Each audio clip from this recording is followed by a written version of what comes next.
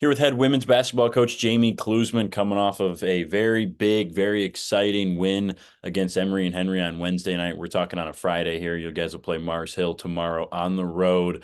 We'll start with that Emory and Henry game, obviously. Always feels good to beat your rival. Always feels good to win a game at home with that kind of atmosphere and environment. One thing I found interesting about that game is you guys go up big in the first quarter, 20-9 at the end of the quarter, but everybody was kind of aware of what happened last time when they came back in the fourth quarter, knew couldn't get comfortable, and they got it close. They went into the fourth quarter tied 55 all. I believe they got it within three at one point late, and then you guys went on a run, 12-0 run in the fourth quarter to kind of pull it out and win. It had to feel good watching them kind of come back and then your team still overcome that and letting them tie the game and pulling out pretty comfortably in the end.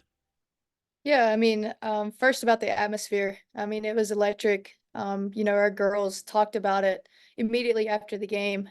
You could just feel the energy in there, and it just gives them like an extra boost of energy. So, for any of you watching that were there, being loud, we appreciate the support because it does help us.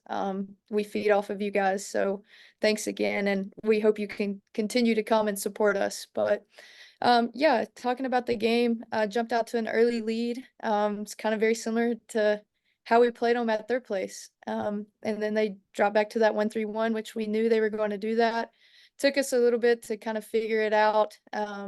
We started making some adjustments at halftime that where we could see some open seams and felt like we could really attack that zone, and our players executed very well.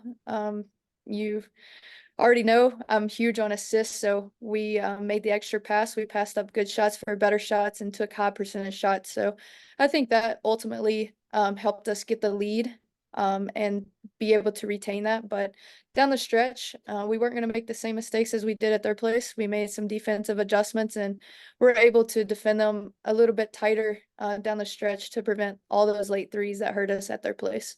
Yeah, the 3-point defense was really good late down the stretch. You mentioned the assist, 26 of 32. That's a very high percentage, obviously. And 26 ties the most you guys have had in a game this season. It's three different times you guys have done that. Caitlin Berger was really big in that. She had a career high 7 assists to go along with the 10th double-double of her career. So she was just 3 assists shy of a triple-double. Having a forward who can pass the ball like that seems like it's a very big advantage, especially in that 1-3-1 zone that you mentioned.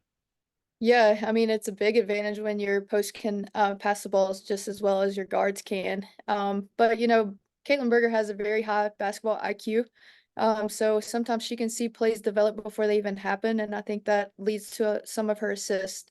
But it's a credit to her teammates as well. Just like when we talk about Caitlin Ross's assist, her teammates have to be in the right position at the right time, and they still got to knock down those shots. But just to see Caitlin Berger's growth. Throughout the season, becoming more consistent on the boards. And so now she's, you know, dabbing her toes into those assists. That's got to be it's only going to make us better as a team because she does see some double teams in games. Mars Hill did double team her some the first go around. So, we've talked about it. We always talk about making the extra pass. And I think our team really prides themselves on that because it's always one of the first questions they ask after a game, like, how many assists do we have? So that's really cool as a coach to know that your team cares about assists more so than the points. So when you have the full team on board with that, it makes things a lot easier. And, I think that is a contributing factor to us shooting higher percentage in some games here as of recent. And you had another player with a career high in assists, and that was Sable Burnside, also with 7. That went along with her 22 points, game high in the game, second highest of her career, second 20-point game of her career. And also this season, she's now had 3 straight double-figure scoring games and 4 of the last 5. I feel like we talk about her every single time we talk, but it's hard not to with just how good she's been lately. And I think she, like you have kind of mentioned, adds a dynamic to this offense and to this team that previously wasn't seen when she wasn't putting up these kind of numbers before. And you can tell in the way the whole team plays, especially on the offensive side of the ball. Yeah, definitely.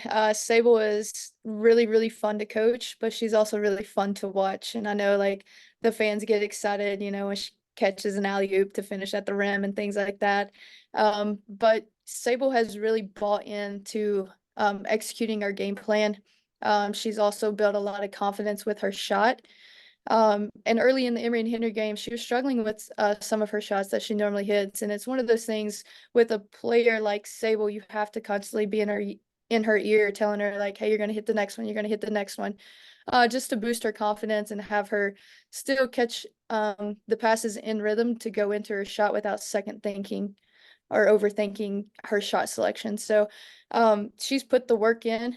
She watches a lot of film. She asks a lot of questions. So she's wants to constantly be learning about the game. And I know she watches a lot of basketball outside of, our conference. So when you watch the game, you learn the game. So I think there's a lot of contributing factors to Sable's play. But just excited that she's on our team and yeah, she's playing extremely well. But I think things that people also don't notice necessarily because it doesn't always show up in box scores is how much she's improved on the defensive end.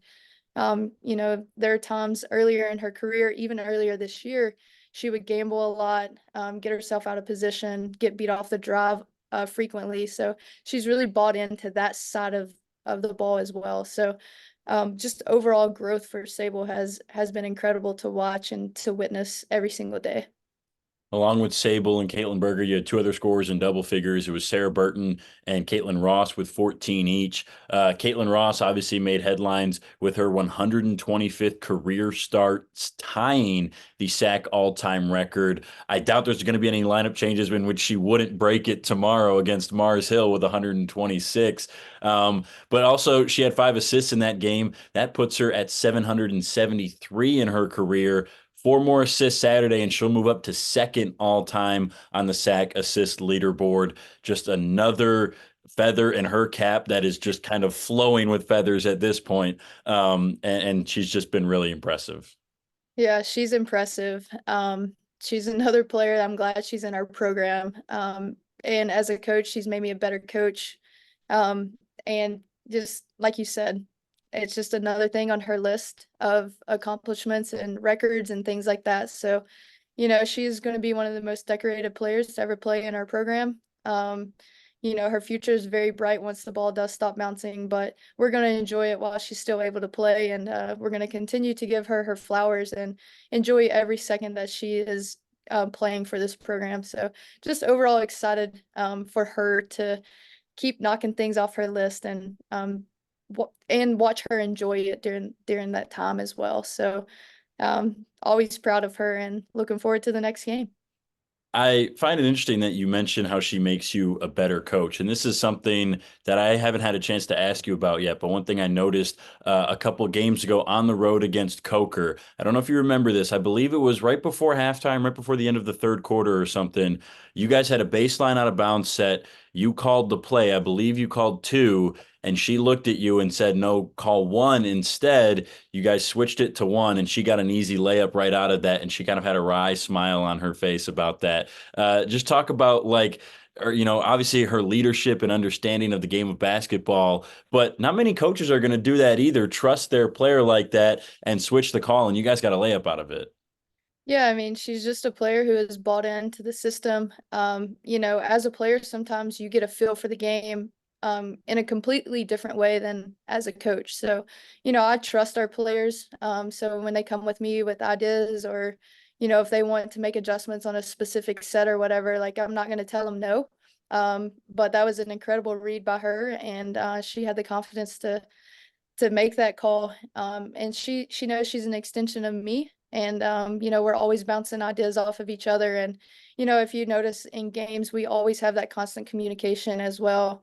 And sometimes it's not a lot of words. It can just be like certain looks and we kind of know what each other's thinking. So that's just something that we've built over the years and it's just a special bond that we have and it's a really fun thing as a coach to have those bonds with your players, especially like when they can come out and make those adjustments and play calls for you. So it just makes us a better team. A lot of our wins obviously are huge team wins, but she is our heartbeat.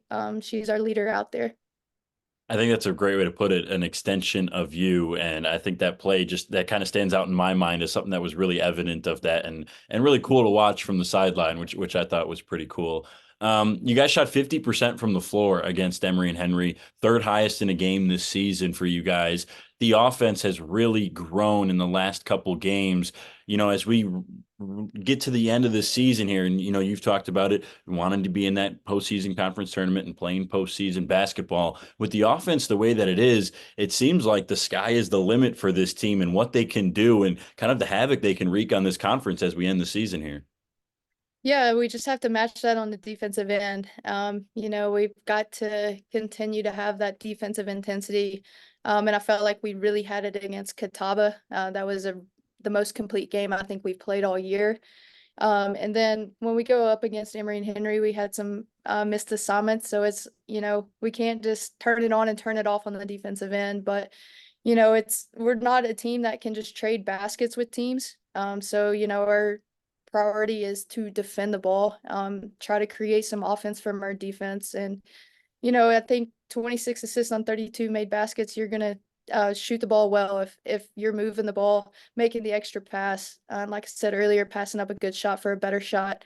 But I feel like our players have just really started clicking and knowing like when to find certain players in certain areas on the court. Hopefully we're peaking at the right time and just can continue the momentum offensively, but let our defense intensity catch up with our offense.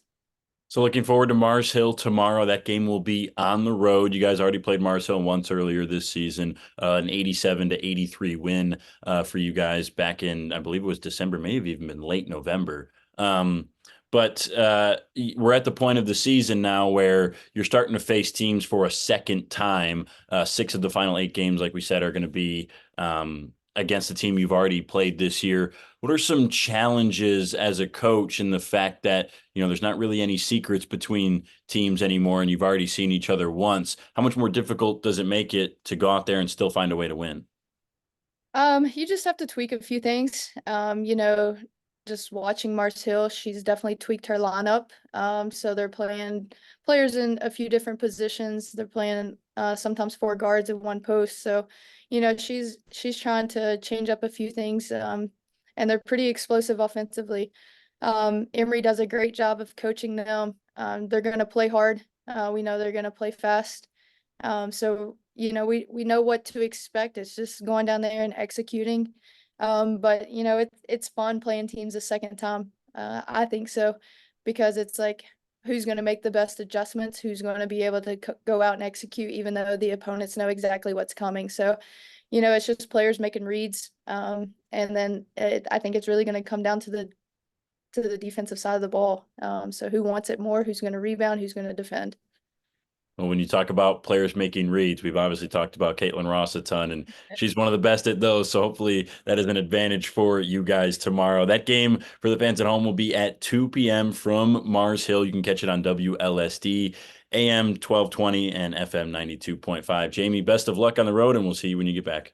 Sounds good. Thank you. Thank you.